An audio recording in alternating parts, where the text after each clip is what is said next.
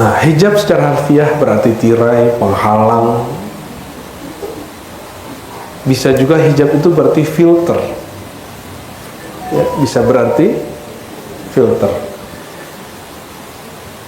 Namun apapun itu, hijab ini diperlukan oleh seorang hamba kepada Allah Subhanahu wa taala. Nah, maka hijab kita kepada Allah, penghalang kita kepada Allah, itu bukan penghalang yang sifatnya hakiki, dia sesuatu yang sifatnya asumsi, adanya di sini. Oleh karena itu Allah menyebutnya dengan nur dan zulumat. Assalamualaikum warahmatullahi wabarakatuh. Kaum muslimin muslimat yang dimuliakan Allah, penonton channel Rahasia Islam, bertemu lagi kita pada kesempatan kali ini untuk kembali menyimak dan mendengarkan tausiah yang akan disampaikan oleh Abuya Ar-Rasy Hasyim. Sebelum kita menyimak dan mendengarkan tausiah yang akan disampaikan Abuya Ar-Rasy Hasyim nantinya, tidak lupa marilah kita selalu bersolawat kepada Nabi Muhammad Sallallahu Alaihi Wasallam. Semoga di akhirat kelak kita mendapatkan syafaat darinya dan mendapatkan rahmat dari Allah Subhanahu wa Ta'ala. Amin ya Rabbal Alamin. Marilah kita bersama-sama menyimak dan mendengarkan tausiah yang akan disampaikan nanti. Semoga kita dapat mengambil hikmah dan nilai positif dari tausiah yang akan disampaikan oleh Abuya Ar-Rasy Hasyim. Selamat menyaksikan. Itu jelek. Siapa tahu itu baik. Ya. Mari kita baca suratul Fatihah untuk Nabi Muhammad SAW. Beliaulah yang bergelar Al-Hijab Al-A'zam. Dan kalau itu istilah di kitab, kalau di kita Al-Hijab Al-Aqrab Wal-Altaf, hijab yang paling lembut, halus, paling dekat kepada Allah, Sayyidina Muhammad SAW. Sayyidinallahi Tabaraka wa ta'ala. Al-Fatihah.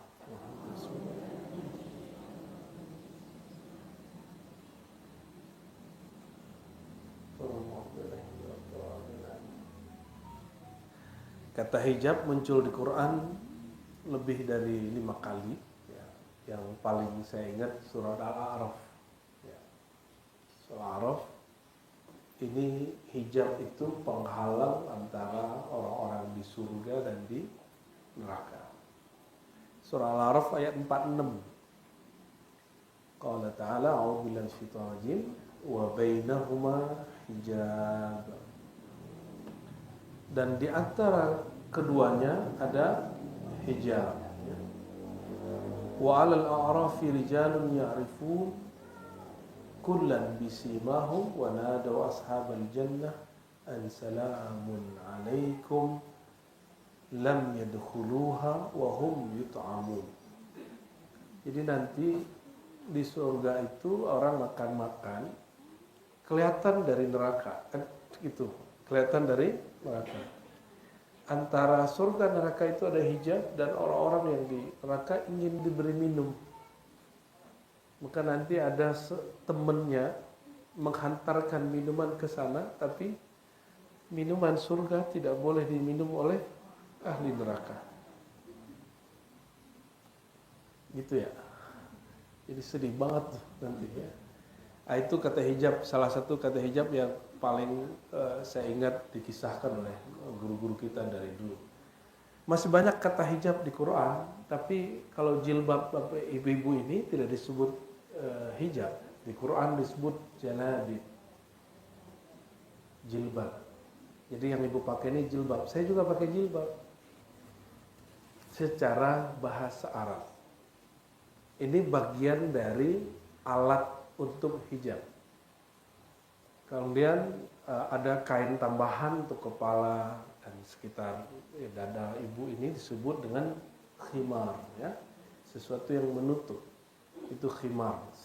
Satu akar kata dalam khamar. Khamar itu menutup pikiran. Kalau khimar menutup aurat, menutup kepala. Nah, modelnya kan macam-macam ya. Dari pojok situ sampai pojok sini macam-macam yang model. Itu model. Tapi yang syariat adalah menutup aurat. Nah, modelnya tergantung tradisi. Kalau orang Arab sukanya hitam-hitam, orang Indonesia karena banyak bunga jadi warna-warni. Ngeles. Nah, ini ada ayat yang dipakai oleh orang-orang ruqyah.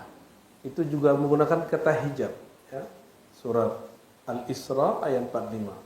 Wa idza qara'tal Qur'an, jika engkau membaca Al-Qur'an, ja'alna bainaka wa bainal ladzina la yu'minuna bil akhirah hijaba. Al-Isra ayat 45. Jika engkau membaca Al-Quran, maka kami jadikan antaramu dan orang yang tidak percaya akhirat hijab.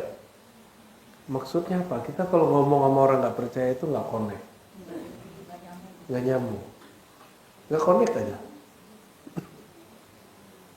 Oleh karenanya Al-Quran itu hanya connect kepada orang yang qalbunya hidup. Walaupun hidupnya la yamutu fiha wa la yahya, disebut hidup mati, disebut mati hidup. Apa kata orang? Hidup segan mati tak mau. Saya sering memberi contoh, kalau ibu lagi sakit, makannya enak gak? Maka kalau rohaninya lagi sakit, makanan rohaninya gak enak. Rohani itu makanannya cuma satu, ilmu. Ilmu tentang Allah. Apalagi ketemu dengan yang dia ilmui. Sedangkan qalbu, makanannya zikrullah. Kebanyakan orang berhenti memberi makan qalbu, tapi dia tidak meneruskan sampai ke ilmu. Ini yang disebut oleh, kemarin kita kaji Bu ya, Imam Syarif Saqti, orang yang memulai beragamanya dari ritual, siap-siap nanti dia akan patah semangat, disebut futur. Tapi kalau dia beragamanya dimulai dari ilmu, ilmu itu permanen. Kalau orang sholat itu bisa orang alim, bisa orang jahil, benar nggak? Kalau orang yang alim, Buya Dr. Aldomi tidur, dia masih dokter nggak? Waktu dia tidur, dia masih disebut Pak dosen ya? Masih? Masih nggak? Oke, tapi coba ibu duduk di kampus di meja dosen itu, ibu disebut dosen apa disebut orang gila? Paham maksud saya? Jadi kalau orang yang alim tidur, dia tetap alim. Tapi kalau ibu yang bukan alim, terus pakai pakaian dia, orang bilang, kayaknya habis ngaji sama Buya Aldo jadi gila semuanya. Ya, oh Buya ya. Kita biasa candain Buya. Kayaknya yang berani candain dokter kita aja. Jadi kalau kita baca Quran, akan ada hijab. Hijab di sini yang dimaksud hijab yang tadi Buya Aldo cerita, hijab kegelapan ya. Nah, hijab secara harfiah berarti tirai, penghalang. Bisa juga hijab itu berarti filter ya, bisa berarti filter. Namun apapun itu, hijab ini diperlukan oleh seorang hamba kepada Allah Subhanahu wa taala. Nah, maka hijab kita kepada Allah, penghalang kita kepada Allah, itu bukan penghalang yang sifatnya hakiki, dia sesuatu yang sifatnya asumsi, adanya di sini. Oleh karena itu Allah menyebutnya dengan nur dan zulumat. Jadi ada dua hijab. Tadi Bu Aldo nyebutin berapa? Hijab apa aja? Nur, zulumat. Nah, ini perhatikan. Hijab nur, cahaya. Contohnya hijab ilmu dan kesolehan.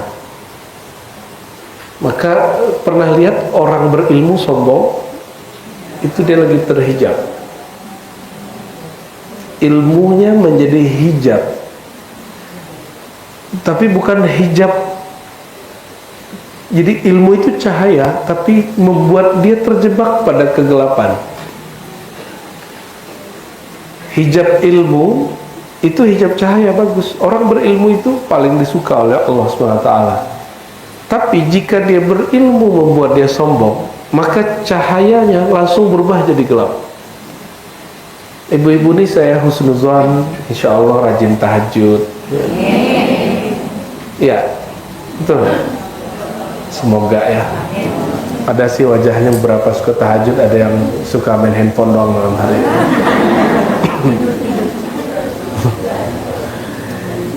Ini ibu suka tahajud, terus ngelihat orang nggak tahajud, lalu merendahkan dia. Tahajud yang dia itu nur, dia langsung menjadi zulmat. Oke? Kita suka baca Quran, terus kita lihat ada orang nggak suka baca Quran, terus dia bilang zindik, fasik, sesat gitu.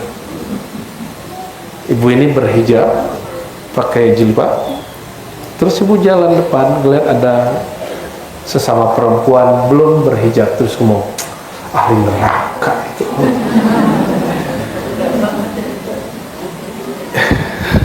Ngeri juga orang beragama itu ya. Jadi orang beragama dengan agama beda. Agama itu suci, tapi orang beragama orangnya belum tentu suci. Oke? Jadi agamanya oke, tapi sikap dia beragama tidak oke. Sikap itulah yang menentukan dia masih nur, masih atau zulumat. Masih nur atau zulumat. Zikir. Oke, zikir coba. Kalau zikir masuk ke mana? Zikir pagi sore. Di sini sudah pakai zikir wirid asas, Bu ya? Sudah? Sudah dapat ijazahnya belum zikir wirid asas? Wirid asas. Asas itu pokok yang diwariskan baginda Nabi Muhammad SAW. Sudah dapat? Setelah syahadat dan bertawasul baca apa? Istighfar 100. Sudah? La ilaha illallah 100, salawat 100, subhanallah bihamdi, subhanallah 100. Ya, minimal itu. Kalau ada waktu tambahkan dengan ya Latif 129, lalu ya Allah, ya Allah, ya Allah ya. Zikir deh pagi ini. Wah, terus ngerasa alhamdulillah aku ahli zikir. Gitu ya. Ada lagi yang naik dikit, ngaji ke seorang ustadz kiai atau habib, terus ustadz bilang ini, amalkan ini supaya rezekimu lancar. Itu juga hijab. Hijabnya cahaya. Terus dicoba ngamalin zikirnya, kata si ustadz, amalkan sebanyak 999 kali, gitu ya, atau 4.444 kali. Katanya melancarkan rezeki. Dicobalah. Hah?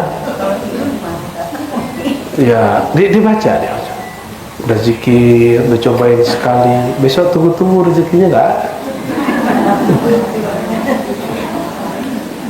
Terus mulai ngomong gini, kayaknya ustadz itu makomnya nggak sampai.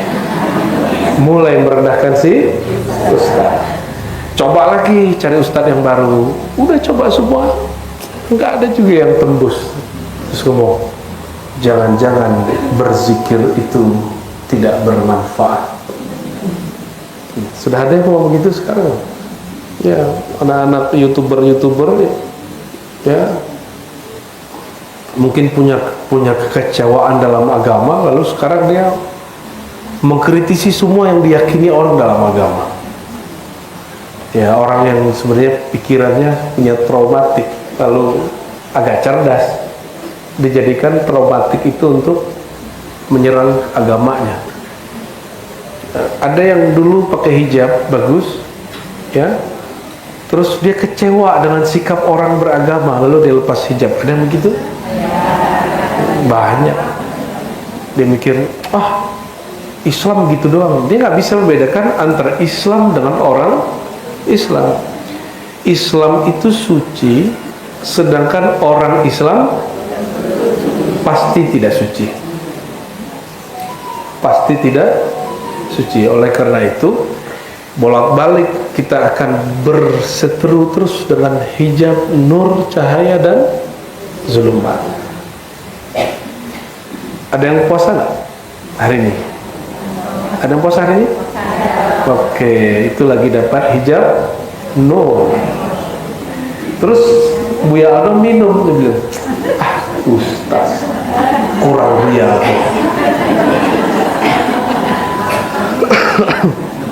Ya minum. Iya, pantesan Ustaz nggak tembus. Dia kurang puasa.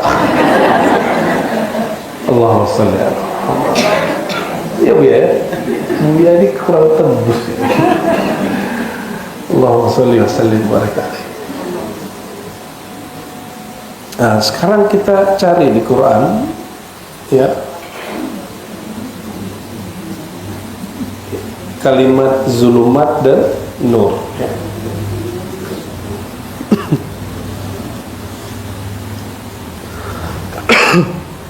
Tadi Buya Aldo sudah menghantarkan. Lalu gimana cara mengelola hijab? Kalau saya kenapa nggak jelaskan hijab gelap? Karena kita sudah tahu semua. Hijab kegelapan itu semua hal yang negatif, baik yang zahir, maksiat yang zahir ataupun maksiat batin. Maksiat zahir sudah paham ya, mata jelalatan, lisan ngomongin orang, caci maki orang. Kalau maksiat batin ini yang kurang ngerti. Ini yang menjadi hijab gelap. Tadi sombong itu macam-macam sebabnya. Sombong itu merasa diri lebih dari orang lain. Mohon maaf saya lebih tinggi bukan berarti saya lebih ya. Saya tahu makom saya sendiri. Saya tahu betapa hinanya saya di sisi Allah. Jadi ini cuma karena menghormati posisi mu'alim aja. Bukan berarti saya lebih tinggi derajat dari ibu. Kan ibu puasa, saya nggak puasa. Ya, siapa tahu lebih tinggi ibu kan daripada saya. Hijab zulumat itu yang paling bahaya adalah merasa diri lebih besar daripada orang lain karena asbab punya ilmu, punya amal, punya makrifat. Itu yang paling bahaya. Jadi saya sudah jumpa banyak orang, termasuk menjumpai diri saya sendiri. Ternyata kami ini bertarung melawan hijab kesombongan karena merasa berilmu. Tanya Buya Aldomi, Buya Yunal itu tanya. Hijab merasa berilmu itu, ini kalau orang ibu ini misalnya, ibu-ibu ini kan nggak terlalu serius pakai kayak sosialita ya, kayak tas yang oke lah ini, jadi nggak ribet. Tapi kan ada komunitas yang suka kalau duduk itu taruh tas di depan, minimal 100 juta. Itu harga diri tuh, lo hargai gua, tas gua mahal gitu. It's okay, gak masalah kan. Bagi kita menghargai diri itu boleh, tapi jangan jadikan itu asbab untuk menjadikan diri kita berjarak dengan orang lalu merendahkan orang lain. Saya suka pakai barang-barang branded sebenarnya kalau dia nggak marah. Cuma sengaja kita nggak pakai apa-apa ya. Saya pun pakai apa-apa pun tergantung lagi kemana ya. Masa dia pakai jamnya harganya 500, saya pakai cincin harga 2 juta kan nggak mungkin. Kita pakailah cincin harga-harga yang agak dikit-dikit mirip lah. Gaya-gayaan aja Bu ya. Itu menghargai diri. Tapi jangan sampai menghargai diri lalu tidak menghargai orang lain. Itu yang disebut zulumat. Jadi boleh nggak kita punya barang bagus, punya baju bagus, boleh? Ibu boleh lo punya jilbab harganya, jilbab paling mahal berapa harganya? Buning? Ya? Hah? Astagfirullah. Janganlah. Tapi kata guru saya dulu, Kalau orang kaya pakai kuningan dikira emas. Kalau orang biasa pakai emas dikira kuningan. Ya udah nggak? Ya, ibu-ibu nih mau pakai baju apapun ya, itu orang melihat ini orang kaya apa bukan gitu, mindsetnya sudah begitu. Merasa diri lebih itu asbabnya banyak, dan asbab yang paling bahaya, sebab yang paling bahaya merasa berilmu. Turunannya merasa beramal, turunannya merasa berharta, dan yang permanen itu merasa berasal dari mana, suku apa. Ini sukunya macam-macam nih ya. Jangan pernah berpikir orang Jawa lebih mulia dari Sunda, Sunda lebih mulia dari Padang, Padang lebih hebat dari Batak, Batak lebih keren daripada Bugis, dan lain sebagainya. Ya, karena kita sebenarnya tidak ada yang betul-betul Jawa, tidak ada yang betul-betul Padang, tidak ada yang betul-betul Indonesia. Jadi kalau dicek nih DNA ibu ini, mungkin ada Cina-nya dikit walaupun benci sama orang Cina. Tuh, membenci diri sendiri tuh. Saya nggak pernah benci sama orang Cina. Kenapa? Om saya matanya sipit dari jalur ibu, dari jalur ayah matanya ke orang Arab. Jadi bingung. Kalau mau benci orang Cina, om gua mukanya Cina. Kalau mau benci orang Arab, katanya kadal gurun, kata orang sebelah. Nah, om saya rata-rata yang jalur ayah itu wajahnya Arabik semua. Muka-muka itulah ya, padang pasir lah. Yang hidungnya kayak onta agak maju dikit gitu. Jadi kita nggak berani. Di samping saya coba lihat, ini hidungnya udah beda tuh. Satu hidung Cina, satu hidung Arab. Jadi kita nggak ada yang benar-benar Indonesia. Asli itu nggak ada. Dan di Malaysia itu ada satu profesor ahli DNA sudah cek. Lebih tua DNA kita atau Cina? Penemuan dia apa? Lebih tua DNA orang Indonesia, Nusantara, Malaysia, Filipina daripada Cina. Jadi bukan Cina ke Indonesia, ke Nusantara, tapi orang Nusantara yang menjajah ke Cina. Katanya dia begitu. Wallahu a'lam bishawab ya. Terus ada orang-orang ilmiah itu mau aneh-aneh. Apalagi seorang DNA nasab, aneh-aneh udah. Ada surat Al-Baqarah yang sering kita baca, surat 2 ayat 257. Di situ berbicara Allah lah yang mengeluarkan seseorang dari zulumat kepada nur. Ya. Ayat 257. Dicatat ya. Jadi indeks. Jadi indeks. Kalau di kampus ini namanya munasabah. Ya, munasabat dalam tafsir. Ya Bu ya. Pakarnya Bu ya ada sebenarnya. Cuma saya pernah mengajarkan ini juga 2 tahun di kampus, jadi terpaksa harus bisa. Allahu waliyul ladzina amanu. Orang beriman itu penjaminnya, penolongnya, pemeliharanya, dalam bahasa Arab disebut wali, adalah Allah. Ini beriman semua. Jadi pelindung kita bukan guru, bukan presiden, bukan orang tua, tapi pelindung kita yang sebenarnya adalah Allah Subhanahu wa ta'ala.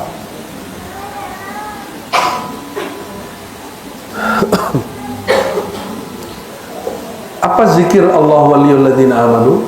Zikirnya hasbunallah wa ni'mal wakil. Ni'mal maula boleh, tapi itu penutup. Jadi zikirnya berapa kali? Kalau yang pendek cukup 7 kali, tapi kalau mau yang lengkap versi Imam Syazili itu 450 kali sekali duduk. Dikit itu Bu. Ibu bisa wa-waan setengah jam. Itu cuma 15 menit, itu gak nyampe. Hasbunallah ni'mal wakil, hasbunallah ni'mal wakil. Itu wirid zikir Sayyidina Ibrahim saat dia dibakar oleh Namrud.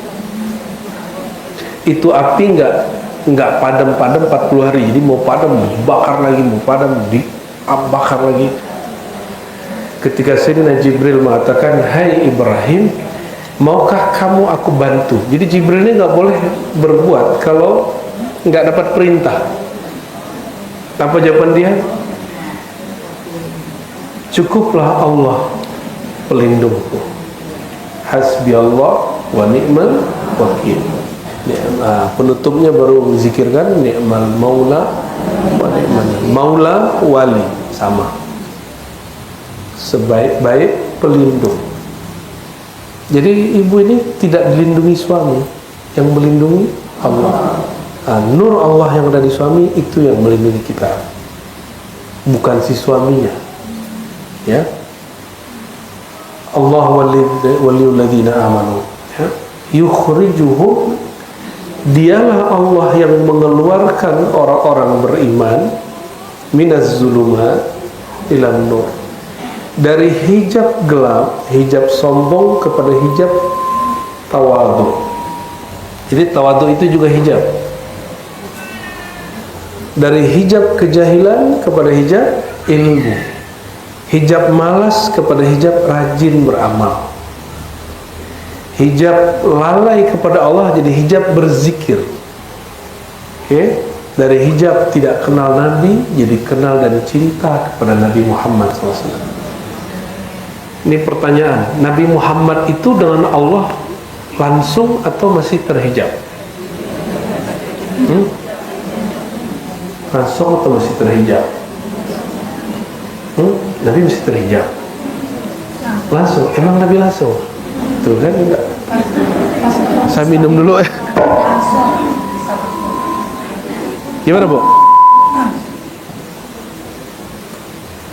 Langsung atau terhijab? Bismillah. Apa nih? Kolagen. Berbahaya. Hampir tergoda ya. Bismillah.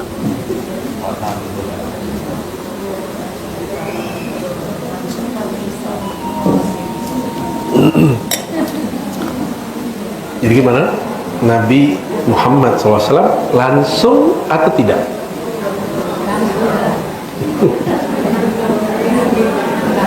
Langsung. Beneran? Ya? Isra Mi'raj langsung. Ketemu emang. Oke. Nih, hijab itu saya tambahkan. Salah satu mana hijab itu jarak. Salah satu mana hijab jarak. Di surat An-Najm, nah ibu coba lihat ya, surat An-Najm.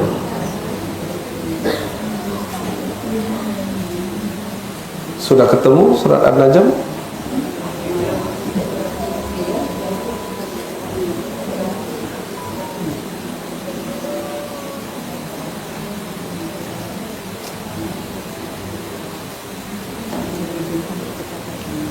Sudah ketemu surah An-Najm?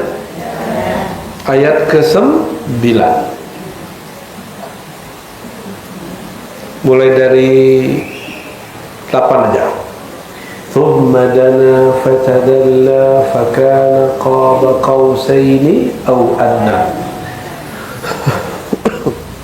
Jadi surat Al-Isra ayat 1 tentang Isra. Tapi kalau An-Najm mulai dari ayat 1 sampai 18 itu tentang Mi'raj. Dan di situ ada pertemuan dengan Allah, ada pertemuan dengan Jibril. Ya.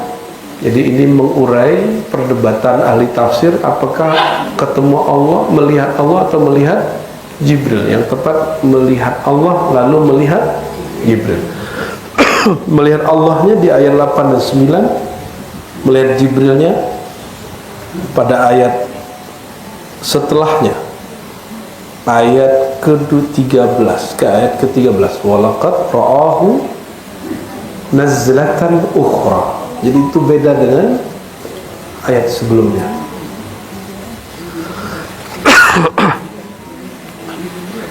Coba terjemahannya apa? Thumma dana fatadalla fakana qaba qausaini adna. Apa terjemahannya? Lalu dia mendekat, fatadalla, bertambah, fakana, adalah ia Nabi Muhammad, qaba qausaini, dekatnya seperti dua ujung busur. Busur itu punya ujung nggak? Bukan dua busur, dua ujung busur. Busur tahu? Ada yang latihan panah, memanah hati. Ujung busur sudah kebayang? Dekat atau jauh? Maka Nabi Muhammad SAW pun masih berhijab kepada Allah dua ujung busur. Tapi ada atau adna. Itu terjemahan biasa, terjemahan ilmu Buya Aldoninya. Hijab, maqamun bila maqam, hijabun bila hijab. Hijab tanpa hijab, maqam tapi bukan lagi maqam, maqam tanpa nama, hijab tanpa jarak. Berhijab tapi dekat gitu. Atau sering dengar surat An-Nur ayat 35, nurun ala nur. Dia nur tapi beda dengan nur biasa gitu. Ya, cahaya di atas cahaya. Jadi Nabi Muhammad SAW tetap berhijab kepada Allah. Kalau Nabi Muhammad tidak berhijab kepada Allah, nanti Nabi Muhammad akan mengaku dia Allah. Tapi pernahkah ada riwayat Nabi Muhammad SAW mengatakan aku Allah, lagi mabuk zikir nih? Nggak ada. Oleh karena itu, jika ada wali-wali Allah mengatakan aku Allah, dia kena ban di langit. Ya, dia kena pasal dia. Dia melanggar kaidah Sayyidina Muhammad SAW. Nah, maka sebaik-baik marifat Sayyidina Muhammad sallallahu alaihi wasallam. Sebaik-baik syariat Nabi Muhammad sallallahu alaihi wasallam. Jadi selevel Nabi masih berhijab. Apalagi kita. Hijabnya Nabi hijab nur. Hijab apa? Nur. Hijab cahaya. Hijabnya Nabi Muhammad SAW. Tapi hijabnya para nabi yang lain bisa jadi tidak nur, seperti Nabi Khidir membunuh anak kecil. Membunuh itu salah atau benar? Tapi perhatikan, kadang-kadang zahirnya hitam, batinnya putih. Kelihatannya dia cahaya, padahal aslinya kegelapan. Dia cahaya tapi bukan dari nur, tapi dari nar. Paham? Nar itu api. Jadi banyak kesolehan itu bukan dari nur, dia terang tapi berasal dari nar. Maka semakin soleh, semakin sombong, semakin kuat ngajinya, semakin kasar dia beragama. Semakin kuat ngajinya, semakin galak sama lakinya. Semakin dia ngaji, semakin dia kemudian marah-marahin anaknya kalau nggak sholat. Kita boleh mendidik anak dengan marah, tapi marah itu hanya salah satu. Marahnya pun marah yang tidak mubrih, ya. Marah yang disebut sedari dia marah dia masih bisa menguasai dirinya. Tapi ibu-ibu ini masih bisa menguasai diri lagi marah? Nggak yakin. Tak yakin saya. Wajah enggaknya meyakinkan.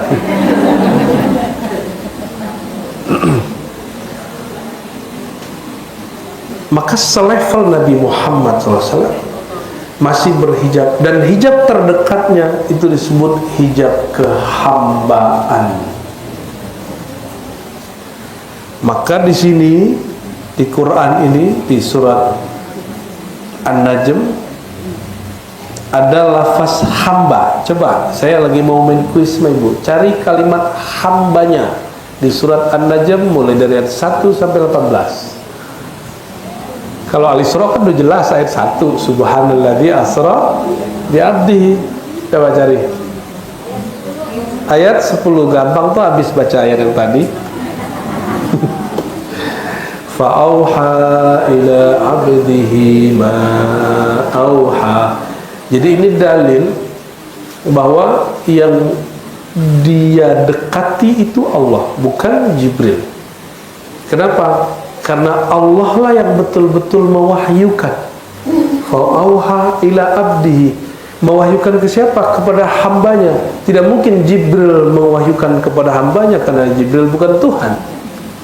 Jadi sebenarnya kalau orang baca ayat ini sudah selesai, tapi saya heran selevel Ibnu Katsir masih nggak menerima itu. Dia cuma jadikan opsi. Tapi kalau ulama seperti Imam Mu'taillah, Imam Subki mengartikan ini benar-benar perjumpaan dengan Allah SWT. Jadi kapan kita jumpa dengan Allah? Nih, ini hijab cahaya. Hijab cahaya itu puncaknya adalah kehambaan. Disitulah seorang makhluk diizinkan jumpa dengan Khaliknya. Ingin jumpa Allah nggak? Emang seberapa pengen sih? Ingin banget. Pasti nggak ada gambaran. Nggak ada gambaran. Maka untuk merindui jumpa dengan Allah itu melalui jumpa dengan Rasulullah SAW. Oleh karena itu semua majelis mesti di sebulan itu ada dia jadwal ngaji tentang Nabi Muhammad SAW. Ada kajian sirah, mesti ada, wajib hukumnya. Namun ada sirah yang zahir, ada sirah yang batin. Sirah itu perjalanan hidup Nabi, ya, sallallahu alaihi wasallam. Coba perhatikan tadi di Al-Isra, subhanalladzi asra bi abdi, maha suci Allah, maha hebat Allah yang memperjalankan hambanya. Di sini fa'auha ila abdihi ma auha, dia membisikkan, mewahyukan kepada hambanya. Maka makom kehambaan itu makom perjumpaan dengan Allah Subhanahu wa ta'ala. Jadi kita ini kalau sholat belum menjadi hamba, nggak ketemu Allah itu. Allah mendekat, cuma rasa ketemunya nggak ada. Jadi kalau orang-orang nanya, apakah ajaran Nabi tentang ihsan, Islam, iman, ihsan? Ihsan itu ketika seseorang menghambakan diri, saat itulah dia berjumpa dengan Allah Subhanahu wa ta'ala. Hamba itu kediriannya sudah nol. Nah, tadi hijab cahaya, oke? Sholat, ibu sholat tahajud, kalau nyawanya nggak dikembalikan Allah, bisa bangun nggak? Oke? Kalau subuh tadi nggak dibangunin Allah, ruhnya Allah ambil aja.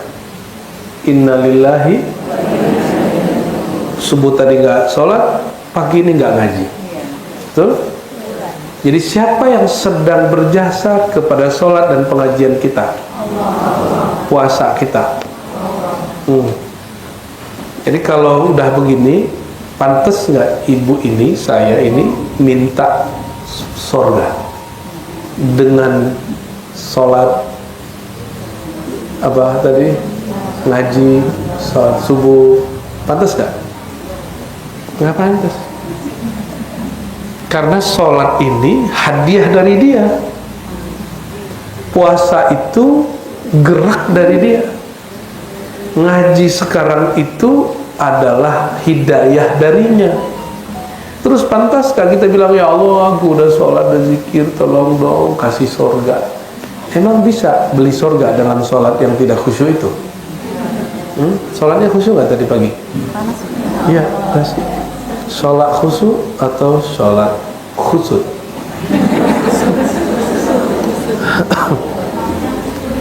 Tapi lebih baik khusyuk daripada tidak sholat sama sekali. Sama dengan ibu ngomong ini, biarlah makan tak berbumbu daripada tak makan sama sekali. Cuma betapa bodohnya itu dilakukan bertahun-tahun. Membiarkan diri makan tanpa bumbu bertahun-tahun. Itu orang zuhud atau orang kolot? Orang bodoh atau orang pintar? Dia biarkan dirinya terpapar, tidak merasakan kenikmatan sama sekali. Dan kita membiarkan diri kita sholatnya gak nikmat sekian tahun itu. Katanya innallaha ma'as sabirin, Allah bersama orang yang sabar. Sabar apa? GOBLOK. Ibu nanti bisa pergi umroh kalau digoblok-goblokin sama Bu Aldo ini. Ya, sakti juga tuh dia ya. Sakti itu. Dia bilang, kamu goblok, langsung di umroh besoknya. Hebat ya. Ibu ini doain 1000 kali juga belum berangkat besok. Itu zulumat. Itu zulumat tapi dalamnya cahaya. Itu zulumat, itu gelap. Ngomongin orang goblok itu jahat, Ibu. Tapi ada orang jahat, isinya baik. Ibu ini kan bibirnya kelihatan nih, ada yang ngomongnya pedes, tapi hatinya baik. Saya lagi menghibur ibu-ibu. Ya, ketika ngomong itu pedes, tapi dia jadi obat. Dia pahit jadi obat, pedes jadi penambah selera makan. Itu kata bapak-bapak menghibur diri. Kalau tidak ada kamu yang pedes, hidupku terasa tidak nikmat, seperti makan gak ada sambal. Allahumma sholli ala Muhammad. Hidup yang begitu ya. Jadi ketika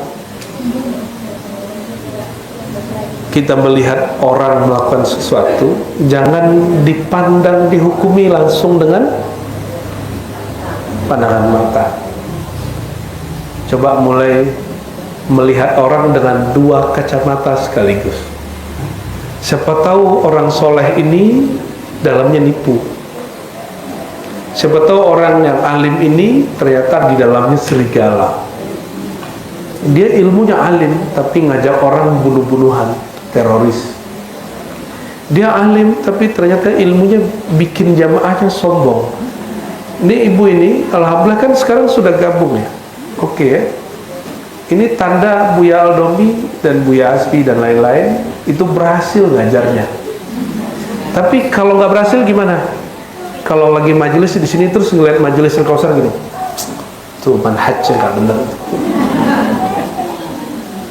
tuh alirannya nggak sahih. Tapi kalau kita ngeliat, oh masih ada orang ngaji, alhamdulillah. Jadi ada orang nih hijrah, terus dia jadi soalnya jadi jingkrang, terus berjenggot dan segala macam, masih mending daripada dia enggak. Ya, alhamdulillah kita bilang gitu. Kenapa? Siapa tahu kayak aku dulu berproses, nanti kita muju guru, nanti dia ilmunya lama-lama celananya turun lagi gitu, sesuai dengan tensinya turun.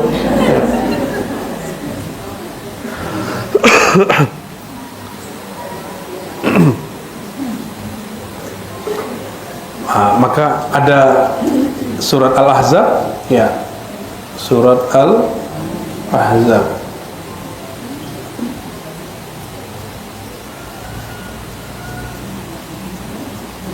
sebentar, ayatnya saya bacanya manual soalnya.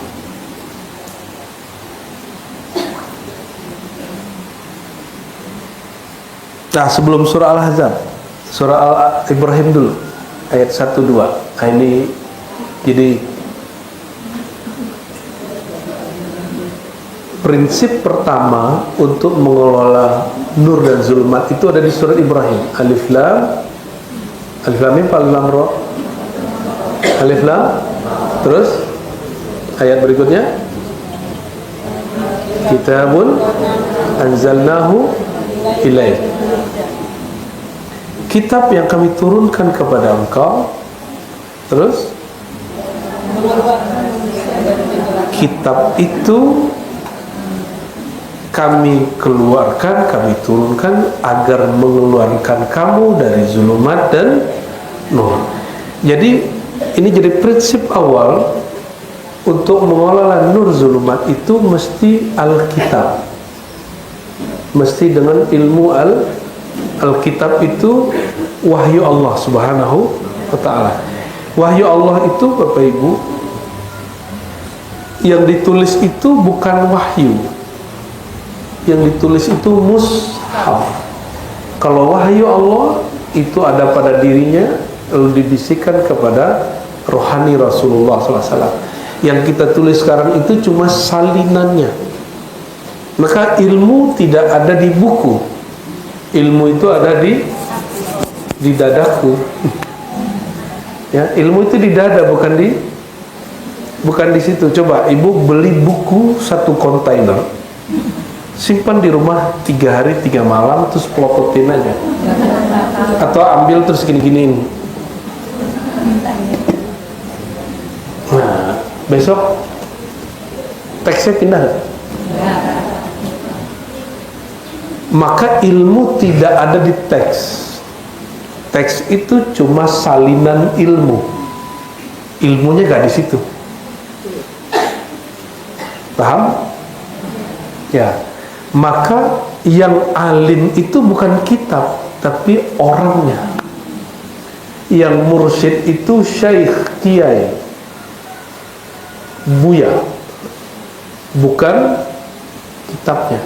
Maka ketika ada orang ngomong langsung saja kepada Al-Quran dan Sunnah, itu yang kebayang pasti teks, dan itu keliru. Itu zahirnya nur, batinnya zulumat. Nah, yang ngajak begitu, dia ngajak orang bukan dari zulumat ila nur, tapi dari nur ke zulumat tanpa disadari. Maka mereka nggak respect kecuali ke ustadznya, nggak respect kecuali ke pengajiannya, nggak bisa menghargai umat Islam yang beragam ini. Yang lebih tepat ketika seseorang nur masuk, kalau ada cahaya bisa melihat objek-objek yang banyak nggak? Ya, bisa. Jadi semakin terang cahayanya, dia semakin bisa melihat ragam orang. Semakin terang ilmu yang ada di kolbu, ibu-ibu ini akan semakin menghargai banyak orang. Maka berkalam Abu Hanifah, orang paling alim itu a'lamun nas, a'lamuhum wa afqahum bil khilaf. Orang paling alim itu bukan orang yang tamatan Timur Tengah, tamatan UIN, doktor, hafiz Quran, tidak. Orang paling alim, orang yang paling mengerti cara bersikap menghadapi perbedaan. Itu orang alim. Berarti orang paling picik, walaupun gelarnya Asy-Syaikh, Ad-Doktor, Al-Alim, Al-Allamah, ditambah Al-Marhum, bagusnya. Ya, bagusnya begitu. Tapi kalau dia datang bikin rusuh, dia berkalam bikin orang pecah kolbunya, itu orang zahirnya nur, batinnya zulumat, kegelapan. Ya. Nah, kita tidak ridho yang begitu. Nah, maka di Quran ada kalimat huwallazi yusolli, ya, alaikum. Surat Al-Ahzab ayat 43. Nah, ini penutupnya.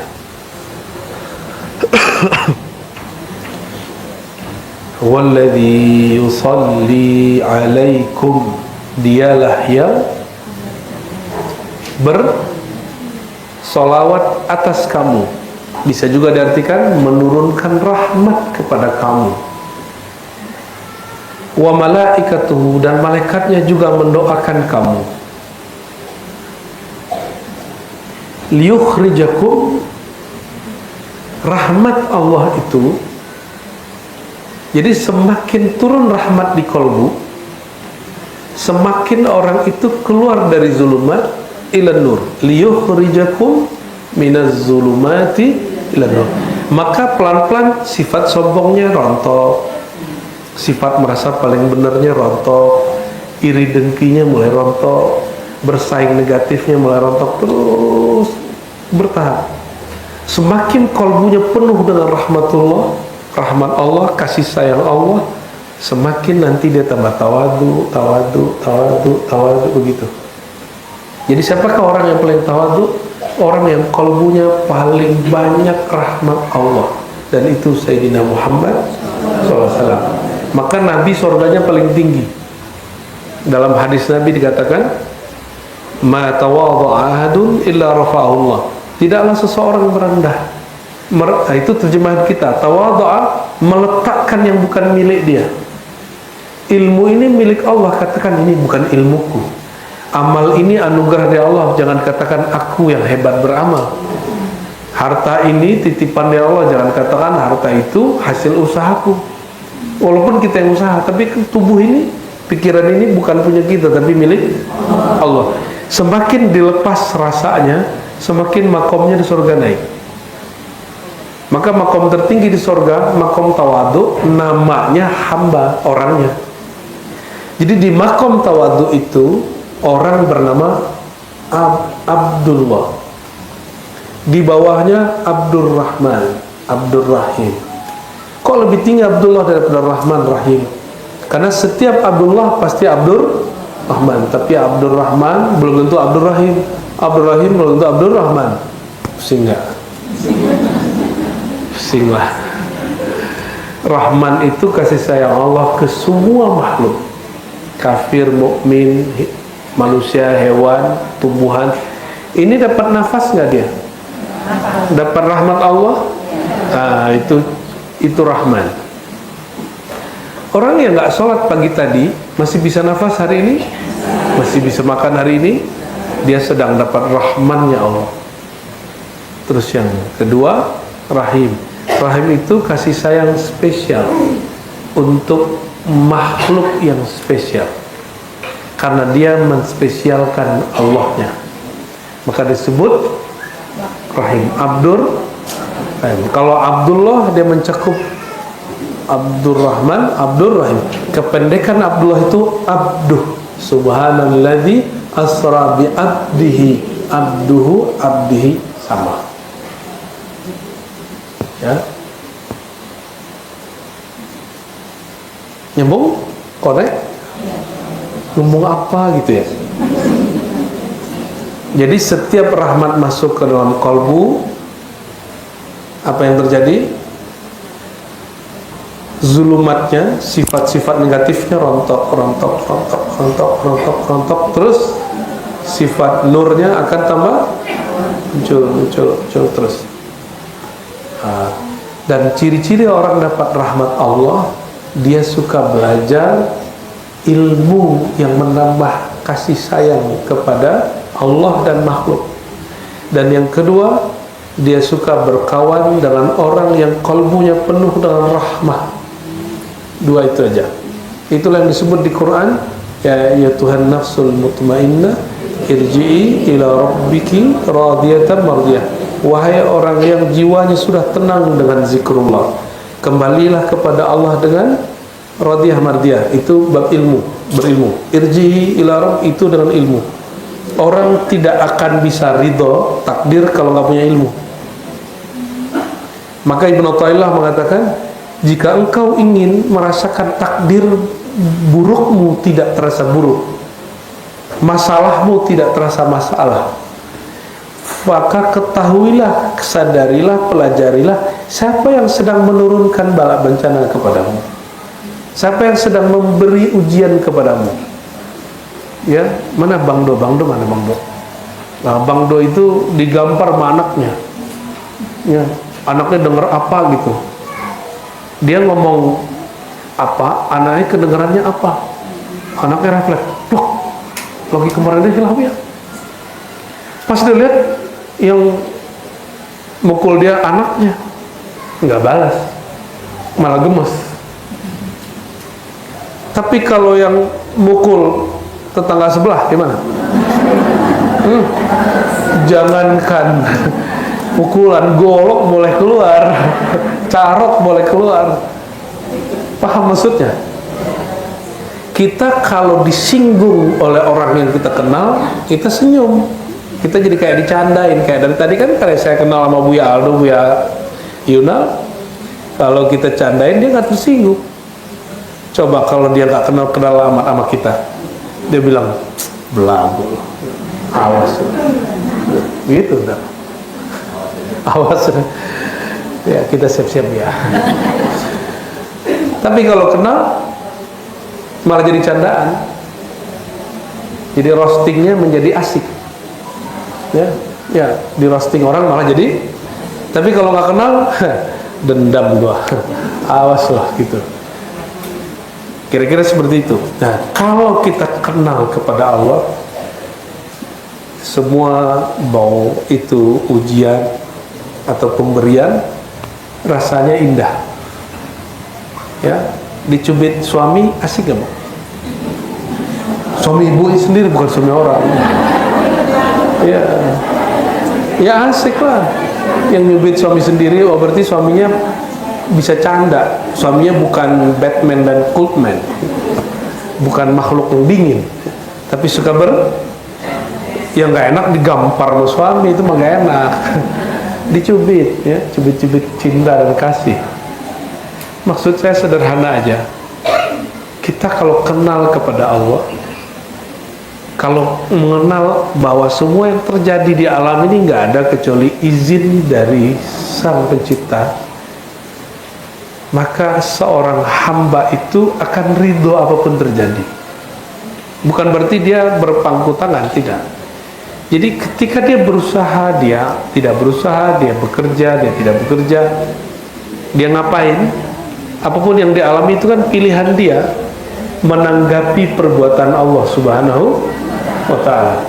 Dan terakhir, Allah itu waliyul ladzina amanu, pengayom, penjaga, penolong, penjamin, lebih tinggi dari jaminan orang tua. Terbayangkah oleh ibu ini, pernahkah ingin menelantarkan anak? Pernah nggak ingin menelantarkan anak? Lagi marah nih, mati aja kau, gitu ya. Pasti itu nggak beneran. Pasti itu nggak beneran. Allah itu lebih sayang daripada seorang ibu kepada bayinya. Karena Allah lebih sayang, ibu ini dengar babynya nangis sedikit kan langsung nggak perlu si baby demo dulu, angkat spanduk, mama lapar, kan nggak perlu, dia belum bisa ngomong. Itu ikatan rasa, ada rasa. Coba rasa itu yang sekarang dilatih. Rasa itu yang mesti dipupuk terus, ya. Dan itu rasa mesti dilatih dengan dua hal tadi. Irji'i ila rabbiki radiyatan, mesti berilmu. Dan yang terakhir, wadkhuli fi ibadi, berjamaahlah, jangan sendiri-sendiri. Ya, saya senang sekali melihat jemaah ramai gini nih. Ya, dulu dia taubah 5 orang gitu ya. Karena saya juga nggak serius, lagi di kampus ngantor terus datang main-main aja, nggak pakai kopiah juga. Ini kan lagi soleh aja nih pakai kopiah begini. Ya, dulu pakai kemeja aja, pakai lepis ya, ngajar santai. Bu, ayo kita buka hikam, enggak ya bener. Lama-lama saya tinggal kerjaan kantor dulu, terus kita seriusin. Pekan pertama ngaji kitab apa, terus akhirnya ibu-ibu ini sebagian besar dosis ngajinya sudah tinggi. Ketika ngajinya cuma nguping, itu udah gak nikmat lagi, benar gak? Jadi ngajinya senangnya harus ada ayatnya, indeks ayatnya, harus ada bukunya. Wah, itu mengerikan sekali, Bu ya. Jadi masuk ke Villa Dago, ibu-ibunya sudah seperti santri. Alhamdulillah. Semoga ini bisa ditularkan terus, ya. Ibu buat cloning majelis yang baru di mana. Jadi nanti pengurus-pengurus ini coba ya futuhat, ya, bukan ekspansi, buka lahan. Yang berdakwah itu bukan hanya buya, bukan hanya ustaz, Yang berdakwah itu juga orang udah mengerti, oh begini ya polanya. Orang dibikin pengajian awalnya mungkin 5 dulu, lama-lama nambah terus. Karena malaikat itu setiap hari jalan dan dia ngabsen, siapa yang ngaji. Terus dia juga ngabsen temannya. Jadi malaikat itu, dan namanya malaikat tawafin, kata dia, hei temanku, ngumpul sini, halumma ila hajatikum. Inilah hajat kalian, menghadiri majelis ilmu, majelis zikir. Kita ada zikirnya. Tuh, malaikatnya 2 plus malaikat ilmu, malaikat zikir yang hadir ke ibu. Lama-lama akan besar. Yang besar itu sebenarnya nurnya.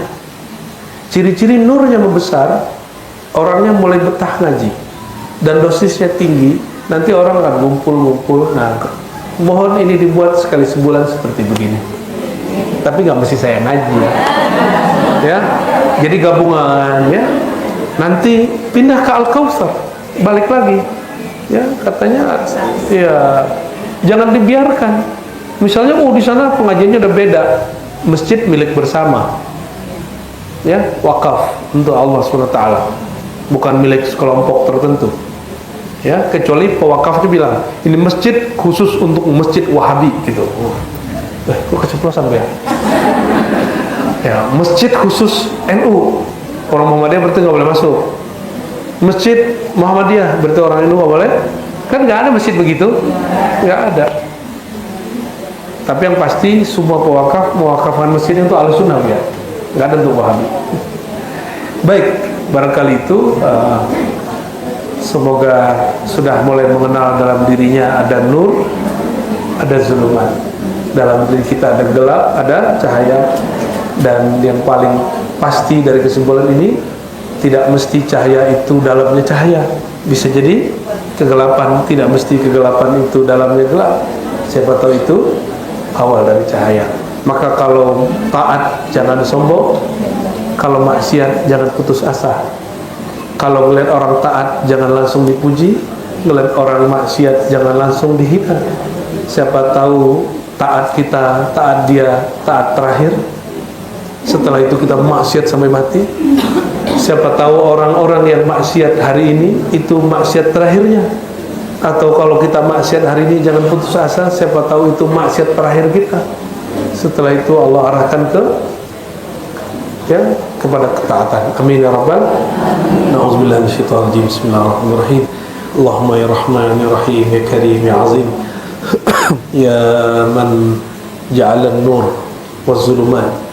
Ya waliyalladzina amanu akhrijna minaz zulumati ilan nur. Wa salli ala nuril anwar, wa salli ala an-nur al-akbar, wa salli ala an-nur al-awwal sayyidina Muhammad wa ala alihi wa ashabihi ajma'in.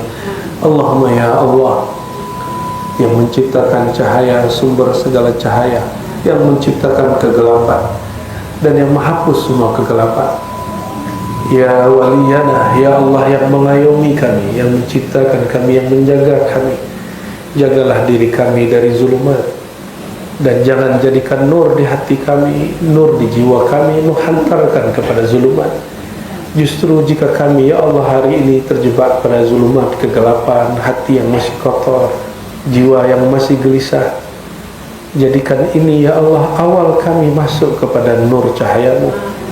Ya Allah, jika hati kami penuh dengan kelalaian, terbitkan cahayanya ya Allah sehingga kami bisa mengingat Engkau lebih banyak. Ya Allah, jika di kalbu kami ada kesombongan, mohon ya Allah bersihkan kegelapan ini. Mulailah ya Allah terbitkan ketawaduan. Allahumma ya Allah akhrij min qulubina al-ghafalah wal jahalah bihaqqi Sayyidina Muhammad sallallahu alaihi wasallam. Ya Allah, bersihkan hati kami dari semua penyakit hati. Keluarkan kami ya Allah dari semua hal yang Engkau tidak ridai menjadi hal yang Engkau ridai. Jadikan kami orang yang layak terpanggil dalam ya Tuhan nafsul mutmainnah. Wahai jiwa yang tenang, jadikan diri kami adalah jiwa-jiwa yang tenang, jiwa-jiwa yang radiyah mardiyah, yang ridha kepada takdirmu, kehendakmu, dan kami pun diridai olehmu. Allahumma ya Allah idfa' darajatina indaka. Ya Allah, izinkan ya Allah angkat derajat kami di sisi Engkau. Ya Allah irfa' anna al-hujuba. Ya Allah, izinkan hijab-hijab yang negatif terangkat dari kami, dan hijab-hijab cahaya kami menghantarkan kepada hijab terdekat dengan Engkau, yaitu Sayyidina Muhammad sallallahu alaihi wasallam. Allahumma arhamna warham walidina. Ya Allah, sayangi kami, sayangi keluarga kami, sayangi orang tua kami, sayangi anak keturunan kami, sayangi semua orang yang hadir pada pagi dan siang ini, sayangi orang-orang yang berniat ingin mengenal Engkau. Dan ya Allah, hidupkan kami dalam mencintai Engkau, wafatkan kami dalam merindui perjumpaan dengan Engkau. Amin ya rabbal alamin. Wa sallallahu ala sayyidina Muhammad wa ala alihi wa sahbihi wa baraka wa sallam. Alhamdulillah rabbil alamin. Inna Allah wa malaikatahu yusalluna ala nabi.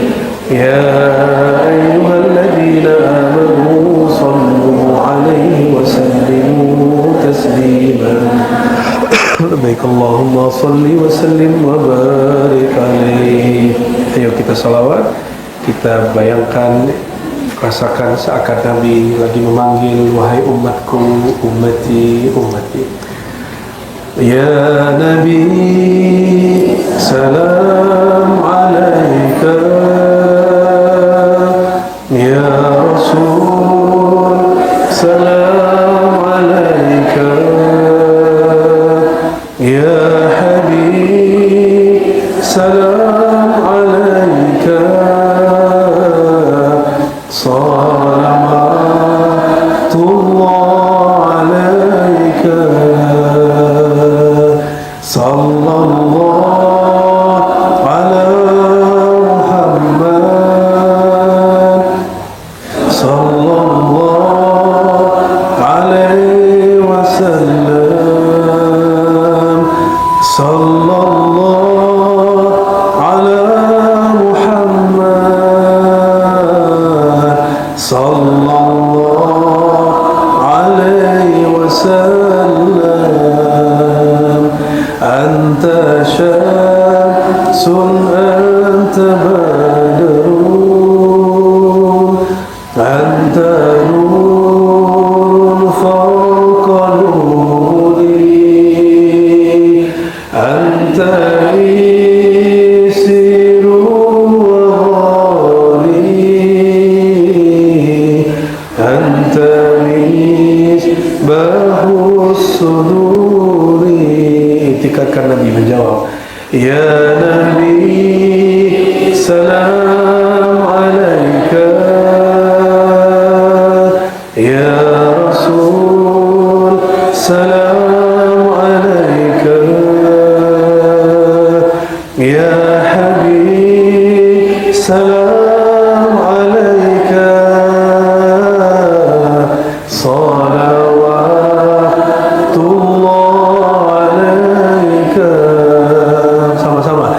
Sallallahu ala Muhammad. Sallallahu alaihi wasallam. Sallallahu ala Muhammad. Sallallahu alaihi wasallam. Al-Fatihah.